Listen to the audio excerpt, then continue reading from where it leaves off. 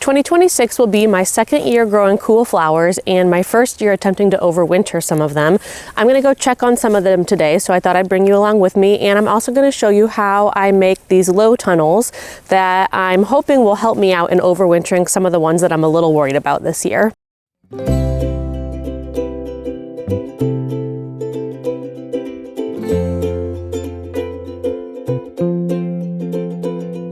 Hi, if you're new here, I'm Michelle and I live and garden in Missouri in zone 7A, which is important for this video. Sometimes, like if I'm talking about native plants or vegetables, my zone isn't really that important. But today with these cool flowers, the zone really is important in terms of how low of temperatures they can survive over the winter. So today I'm going to go through and show you a little tour of all the things I'm trying to overwinter. Most of these were planted in September and October, and I do think I was a little late on some of them. For anything I say in this video, I am not claiming to be an expert. This is only my very first time trying to overwinter any cool flowers, and it is only my second time growing any of these cool flowers at all. When I talk about cool flowers, I am referencing cold hardy annuals, and I'm growing these for cut flowers. All the information I talk about with these books can be found in Lisa Mason Ziegler's book, Cool Flowers. And the most important thing I'm taking from it today is what zone these plants are hardy to. So I've got a little cheat sheet here when I talk about them, and I can tell you why I planted them where and which ones are under the tunnels and which ones are not. This is the second time I've used low tunnels like this. Last year I built them in the winter when I put my Ranunculus out in February, because we still had a lot of really cold temperatures in February, March, and I think there was once when I want to say we were in the negatives, and I cover my Ranunculus if it gets below 25. And with these low tunnels, built the way I have them right now, as well as frost cloth, which I'll show you in here, as well as a big mulching of leaves, of fall leaves, my Ranunculus survived and did great over the winter. I meant to plant some Ranunculus this fall and try to overwinter them, and it just got away from me. I didn't have a chance to, but some of the Ranunculus that I grew last year happened to pop up at the end of summer, so I did plant them, and I'll take you and show you them. They're in one of these low tunnels right now, and I'm just gonna experiment and see if they come back. But most of my Ranunculus that I'm actually counting on for cut flowers are still corms in my house, and I haven't even started them yet. I'm hoping to start them today. Today is, I think, January 11th, so if that kind of shows you where I am in the winter. So with these low tunnels, let me take you around and I'll show you what these look like. So I have 3 of them here. You can see they're each 4 feet wide and 16 feet long. They're not completely planted right now, but I do plan on using some of that extra space for some of the cool flowers that I am planting out in the spring, because I don't feel super confident about some of these making it. I didn't feel confident back when I planted them, and now looking at them, I feel even less confident. I'm going to show you what they look like today. But first, let's talk about how I made these tunnels. So on each of these beds, and each of these raised beds is 16 feet long. So every 4 feet along the bed, which means each one has 4 of these pipes, I have a 1/2-inch conduit pipe, and I just got these at the hardware store.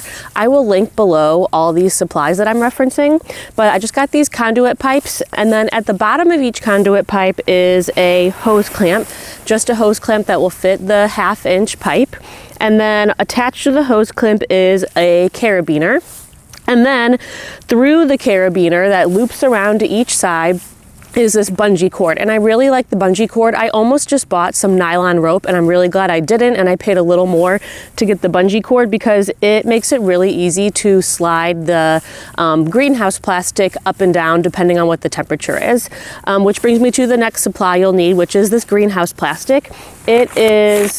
I'm not sure how thick it is. I'll put it in my supplies below like everything else, but I just made sure to get, for each of these sheets of plastic, I got the length of my bed plus an extra 10 feet, so an extra 5 feet on each side, and that allows me to tie it off at the very end, which I'll show you in a second. So at the end of each bed is a metal stake that has like a twist on the end, so you can screw it into the ground, and they are really secure. They have never come out, so I have that on there, and then I just twist it up, the greenhouse plastic, and I tied it on with a string. I would have rather used a zip tie, but I didn't have any zip ties that were big enough right now, so I just tied it with string. So far, it has been okay, except one fell off. So I probably should go get some zip ties, but for the meantime. And then inside each of these low tunnels with the greenhouse plastic, I have smaller tunnels with these smaller plastic hoops with frost cloth over them.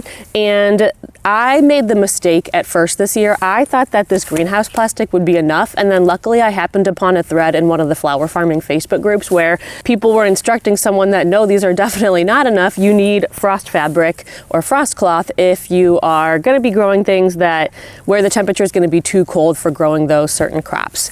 So that is all the supplies that I needed to make these. They were pretty easy to set up, and like I said, I used these last year to grow an overwinter, well, not overwinter ranunculus. I grew ranunculus from about February until when they bloomed, and they did work well. So I'm not claiming to be an expert on how these are made, but so far these have worked for me. So I'm going to take you through now and show you all the crops that I have growing in these. All right, I have pulled some of my frost cloth off to the side, and the first thing I have here is Snapdragons, and they're in two different places. I'll show you what they both look like closer up as I'm talking here. And I have a little cheat sheet here of what kinds I have. I tried a lot of different kinds of Snapdragons. I don't know why, because last year when I grew Snapdragons, I just grew them in the spring. I didn't try to overwinter them at all, and they actually did grow beautifully. I'll put some pictures up here of what they looked like, but they had super long, strong stems. The flowers were gorgeous, and I was loving them for a couple weeks until I got thrips, and the thrips were all over the Snapdragons, especially the light colored ones, and I was so fed up with it. And I know that I said I'm not growing Snapdragons again. This is so annoying, but here I am growing Snapdragons again. Oh, this is Miko, my cattle dog. She wants to come say hi. She's a 17-year-old cattle dog. Here I am growing Snapdragons again, and what I have that I'm trying to overwinter is of the Chantilly varieties. I have Chantilly White, Chantilly Light Pink, and Chantilly Salmon Rose, and Purple. And then of the can variety, I have Lavender and Light Bronze.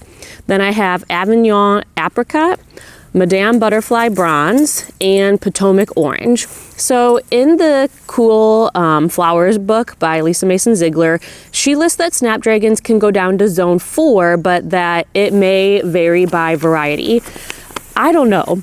I'm like kind of having trouble believing that because they look so bad right now. I'll show you what they look like, but I would love to hear if you have overwintered Snapdragons before and if this is what they looked like throughout the winter. They were looking okay, and then we had one day right after Christmas where it got really cold really fast and it was really windy. So we came home from a Christmas celebration and all of this plastic had blown off. So I put it back on before I went to bed, but then when I woke up, it had all blown off again because I just had it on with these cheap little clips and they did not do well. I do not recommend using those clips.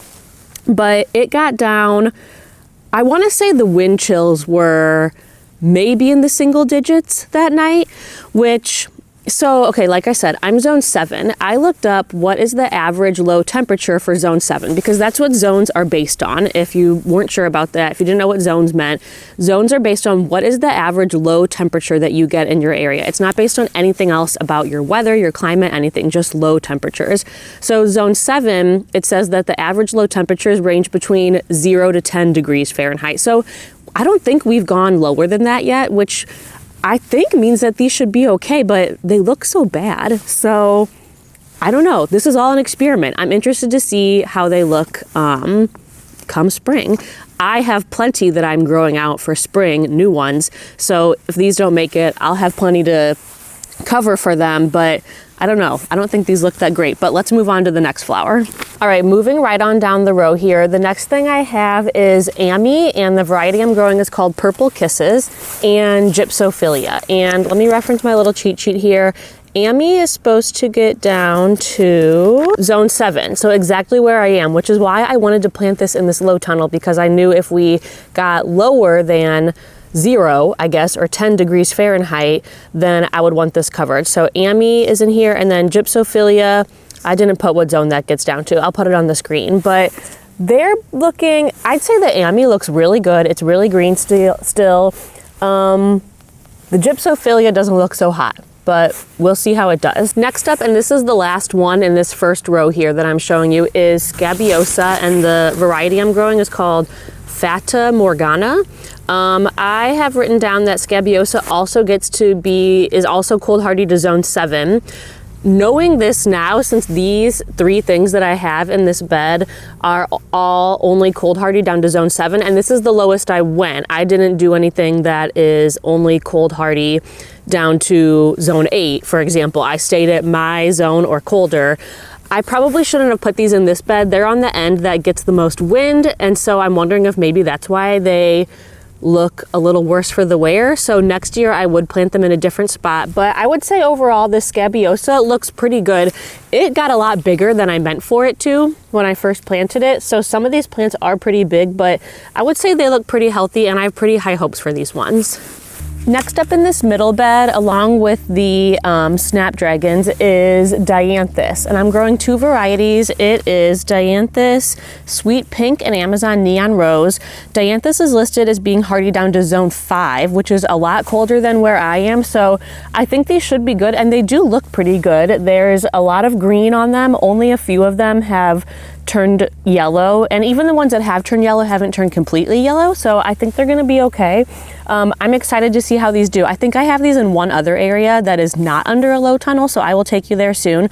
The other thing I have in this bed is a area that is totally empty, where I attempted to direct sow bells of Ireland. I did it way too late, so it got cold before they were able to germinate, and they never sprouted at all, but I went ahead and marked it off, and I'm just gonna wait and see in the spring if anything comes up. I believe I got another packet of bells of Ireland seeds, so I will probably plant another one in the spring and see if I have any luck with those. And those are the only things I have in this middle bed. The rest of it back there is just old stalks from celosia that I had grown in the summer. So that's an area that later on I will clean up and put some of my spring planted cool flowers. And I'll take you along when I plant those. I'm going to be starting all of them next weekend, which is the middle of January. All right, in my last covered bed here, I have not really cool flowers, but I thought I'd take you and we can check on them together. I have Ranunculus and I have eucalyptus that I'm attempting to overwinter. I don't really have super high hopes for the eucalyptus. I'll show you what it looks like. I don't really know what it's supposed to look like throughout the winter, if it's going to survive or not.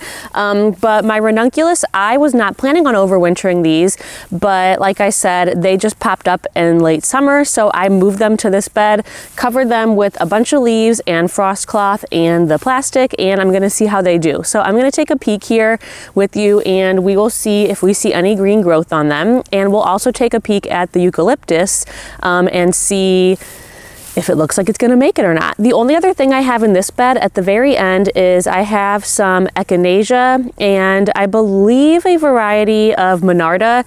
Neither of those are things that need to be covered. I just needed a place to hold them for the winter before I plant them out in my landscaping in my front yard. And so I just use my raised garden beds for that because it's easy for me to label and keep track of where those are. They were too small to plant out in front where I know that rabbits and deer will munch on them too often. So I'm just keeping those here. I try not to cover those with frost cloth because I know that they probably actually like all the cold temperatures. So I don't really protect them at all. They're just here hanging out. Okay, so let's peek at this Ranunculus. Like I said, there's frost cloth and then a lot of leaves. So I'm just gonna start digging in here. Oh, okay, there's a green leaf. It's pretty yellow, but it's there. I can see some of the sprouts. Let's see if I can find any more here. Oh, ooh, okay, there's some bigger ones in there, and they actually look okay, so I'm kind of hopeful for this. I'm hoping that this coming fall, I actually have time to plant Ranunculus and really make an attempt at overwintering them, but I'm feeling pretty good about this since I see these here. I'm gonna go ahead and cover them back up, put their frost cloth blankie back on, and let's go check on the eucalyptus. So here's the eucalyptus. It is very dry. The leaves are, I mean, they're greenish still, but they don't look great. If I look under the leaves, I mean, they weren't super green down here to begin with, but I don't know. I do see some green leaves under there, so I'll keep you updated. We'll see in the spring how it does. I'll let you know if it survives or not. All right, now I've taken you to one of my 4x4 foot beds in the very back, and this one does not have any kind of tunnel or protection over it. What I'm growing right here is campanula, and let's see, campanula is hardy down to zone 5, so I'm not really worried about this one surviving. It actually looks really, really good. You can see here that it has a lot of, it's very green. I mean, it hasn't grown at all, obviously, since I planted it out here, but it looks great. And so I will probably this next year try and do a lot more campanula because I grew it last year and it was really pretty. I didn't have a ton of it, but I'm all for things that will survive here all winter without any protection whatsoever. The other things I have in this bed are just some natives and other perennials that, like the echinacea, I just needed a placeholder for them. So I have some New England aster, which is native here. I have some bergamot bee balm, which is a perennial, and then I have some Astello indigo agastache. That does not look like it's alive, but it was pretty established when I planted it, so I'm wondering if it's, you know, the roots are still alive and it will come back in the spring. It's a perennial, so hopefully that one is okay. And then I have one more bed where I am growing cool flowers, so I will take you to that now. All right, we are here next to one of the 4x8 foot beds in the very front of my garden. And this is where half of this bed, so 4 feet by 4 feet, is where I direct sowed some bupleurum. I grew bupleurum last year. I started it indoors and moved it outside. It was pretty hard to germinate, but it ended up doing well. I followed Lisa Mason Ziegler's advice of putting it in a tray on the floor, covering it with another tray so it was in total darkness, and then I didn't look at it for a week or two. By the time I looked at it, there were a few coming up, and over the next few days, more and more sprouted. So it is possible to germinate it inside, but since she does recommend direct sowing it, I believe, I wanted to try that this year. So I let 1 or 2 of my plants go to seed, and I got so many seeds from them. So I direct sowed those here very heavily. You can see that they are very densely planted. I figured that I would just leave them like this, and then in the spring when I see what survives, I will thin them out a little bit. Let's see, based on Lisa's book, these are hardy down to zone 5, so they should definitely be okay here. And that's why I didn't cover them at all, since they are hardy to a zone, two zones colder than mine. I'm excited for these. This should give me a lot of filler in the spring. It would be great if they would be early enough for tulips and other spring flowers like that. I don't think it's going to be that early, but hopefully I can pair it with some of these other flowers that I will have in the spring. So the other 2 things I have in this bed are bachelor's buttons, which are hardy down to zone 6. They look like they are not there anymore. I think that bunnies might have eaten them, but I don't know. I'm gonna keep their spot open for a little while and see if they show up. And then I have dianthus, which I had in another area as well, but since it's hardy down to zone 5, I decided to try it in an area that's not protected as well. And it looks okay. It looks a little droopy and yellow, but if it's hardy down to zone 5, I'm guessing it should be okay. So those are all of the cool flowers that I am attempting to overwinter. Like I said, it's my very first time, and this is just an experiment for me. Whichever ones do well, I will probably grow a lot more of them and try and overwinter them next year. And if they don't work out so great, I probably won't try and overwinter them again, and I'll just try a spring succession of those. So thanks for coming along with me today. I'm excited to show you how these turn out. I would love it if you would like and subscribe, and I will see you in my next video. Bye.